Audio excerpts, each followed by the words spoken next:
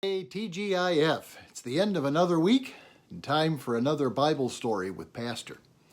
Tonight we're going to look at our last one out of the book of Daniel, the one that you're probably the most familiar with, the story of Daniel in the lion's den. When we last left off, Daniel had been given a position to be the third most powerful person in the kingdom of Persia because of being able to read the writing on the wall for Belshazzar. Belshazzar was slain that night, and Darius took over as the new ruler. Well, being brand new, Daniel lost his position of being the third most powerful person. But don't feel sorry for him because he regained favor with Darius pretty quickly. It had reached a point where Darius had so many things to tend to that he needed to delegate out his power and his authority to others to manage the kingdom, so he could turn his attention to more important matters. And so he appointed 120 men as satraps in the kingdom. And over those 120 satraps, he appointed 3 people to watch over them, and Daniel happened to be one of them. In fact, Daniel was more than just one of them. Of the 3, he was the standout. He did exceedingly well in everything that he did. He was truly blessed by God. And being blessed by God and being a man of integrity, having a great work ethic, being loyal to Darius was going to move him up the ladder to make him the most important person in the kingdom, just right underneath himself. Well, you can imagine how the other 2 people felt, the other 2 men that were in co-charge of the 120 satraps. They were quite jealous, and they were a little put out that neither one of those 2 was going to get the job.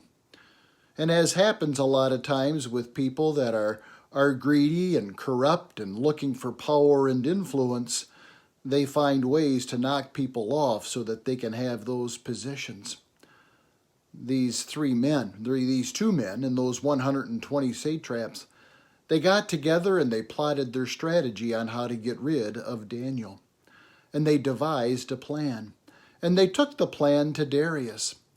They came to Darius without Daniel knowing what was going on.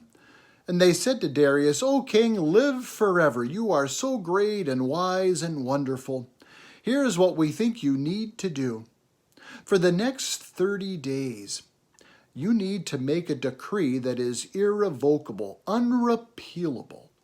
A decree that no person in the kingdom is to worship any other god or any other person but you, O king."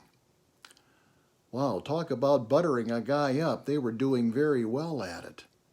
And Darius was really not paying that much attention to it. He put his faith and his trust in these people to look after things, and well, he fell for their deception. He made a decree that over the next 30 days, people were to worship him and nobody else and no other gods, no matter who they were. And it was unrepealable according to the law of the Medes and Persians. Well, David found out what had happened. And what do you suppose he did? Do you suppose he went home and hid out in his home in fear for his life? Nah, not a chance, not Daniel. His faith and his trust was so firmly rooted in God that he just went about business as usual. 3 times a day he would go home. He would open his window that faced toward Jerusalem, and there he would get down on his knees, and there he would pray to the Lord God. He prayed to the Lord God for help. He prayed to the Lord God for strength and for wisdom and for guidance. And God gave him that wisdom, and God gave him that guidance. Of course, Daniel, praying as he did without regard to what the consequences might be, a trap had been set for him. It's not that he really fell for it. He knew what was going on. But his 2 other co-leaders and the 120 satraps, they quickly took the evidence they had of Daniel disregarding the king's decree, and And they went to Darius and they told him, look, Darius, we have an issue here. Not Daniel, one of your triple leaders here, but Daniel, this person from exile from Judah. He's not paying attention to your decree. He's been worshiping his God 3 times a day. Didn't you make a decree that was unrepealable, irrevocable, that over the next 30 days no person is to worship anybody else or no other gods but you? What are you going to do? Well, this put Darius in a real hard spot because Darius loved Daniel. He trusted Daniel. He saw Daniel as a good man. But his hands were tied. All day, he looked for loopholes in the law to try to find a way to keep Daniel from being thrown into the den of lions. And finally, sundown came, and there was no loophole to be found. Daniel was taken to a pit where the lions were. He was placed into the pit. A big stone was rolled over the entrance to the pit, and the king put a seal on the rock so that nobody could tamper with it or save Daniel. And then the king went back to his quarters. He was so distraught, so sorrowful over what he had let happen to Daniel, that he didn't want to listen to any music. He didn't want any entertainment for the whole evening. He didn't sleep very well that night either, wondering and waiting and hoping that Daniel somehow, by the God of heaven and earth, would be saved. Well, very early that morning, we are told in the 6th chapter of Daniel, just as the sun was beginning to shine just a little bit over the horizon, Darius had to go to the den and see if Daniel survived. He got to the pit. The rock was still there. His seal was unbroken. And Darius called out, "Daniel, Daniel, did the God of heaven and earth, was he able to save you?" And Daniel very coolly and very calmly called out, "Yes, O king, live forever. My God has saved me. He has delivered me from the mouths of the lions." Well, Darius had the stone removed, the seal broken, and Daniel was allowed to come out.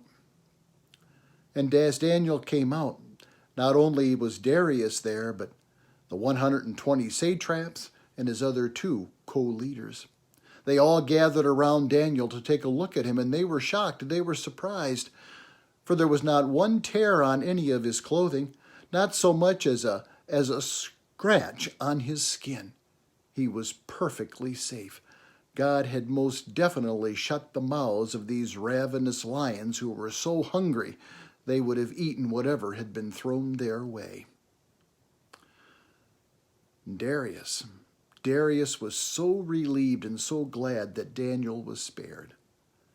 He took the other 2 men and the 120 satraps that had conspired against Daniel, and he had them, their wives, and their children, every single one of them, were thrown into that den that Daniel had been thrown into. And the Bible tells us that before their bodies even touched the ground, the lions had already overpowered them and totally took care of them. They feasted for hours on their dead bodies. Well, Daniel was saved, and we make these observations. The first observation is that as we look at this account, it very much mirrors Jesus going the way of the cross. For Jesus was like Daniel. He was a man of great integrity and righteousness, a man who, well, really, no fault was found in. And those that plotted against Daniel, they said that if we're going to find some cause to do him harm, it's not going to be out of his integrity, his goodness, his kindness, his work ethic. It's going to have to be something to do with his God. And that was the same rationale that the Pharisees and Sadducees, the scribes and the teachers of the law, used against Jesus. They could find no fault in him, so they had to come up with trumped-up charges in regard to trumped-up blasphemy, claiming himself to be God, that he was going to tear down the temple and destroy it and in 3 days rebuild it. not meaning the actual physical temple, but the temple of his body. And Jesus, when he was placed in the tomb, it too was sealed with a rock and the seal of the Roman emperor, that no one would tamper it, no one would touch the body of Jesus. In some respects, we could say that Daniel was a type of Christ, and that just as Daniel was saved from the jaws of the lion, Jesus was redeemed from the jaws of sure and certain death through his resurrection. But the other thing is this. It says of Daniel in this 6th chapter of Daniel, he rescues and he saves, he performs signs and wonders in the heavens and on the earth. He has rescued Daniel from the power of the lions. Our God is a God who rescues, a God who delivers his people from whatever the circumstances may be. And you and I, we can take great comfort in that. If you live in the state of Michigan, you found out today from Governor Whitmer that we've got 2 more weeks to go into the month of May on this stay-at-home order, even though some businesses are going to be allowed to still be open. That means we've got 3 more weeks to go. They're going to be hard, but we have light at the end of the tunnel, and we can do this because God will empower us. God will bless us with everything we need to do it, to survive it, and to come out better for it on the other end, because God always rescues his people. Well, that's my Bible story for tonight. I hope you enjoyed it. Next week, I've got a couple of short stories lined up for you. Have a good weekend, and the Lord guide you waking and guard you sleeping, that awake you may watch with Christ, and asleep you may rest in peace. Nighty-night.